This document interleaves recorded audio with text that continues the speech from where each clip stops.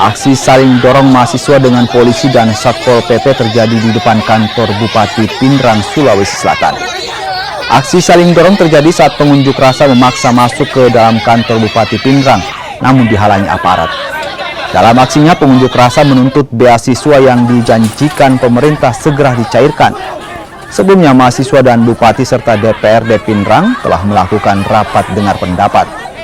Pasca aksi saling dorong, aksi gabungan mahasiswa akhirnya diterima Sekretaris Daerah Kabupaten Pindrang. Pemerintah berjanji akan memberikan solusi terkait beasiswa yang menjadi tuntutan pengunjuk rasa.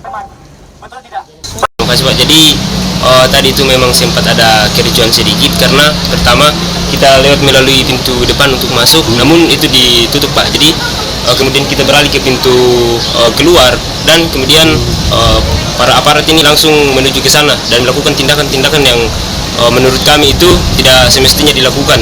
Jadi kedatangan kami di sini untuk mempolap akan aksi kami yang sudah berapa kali kami laksanakan.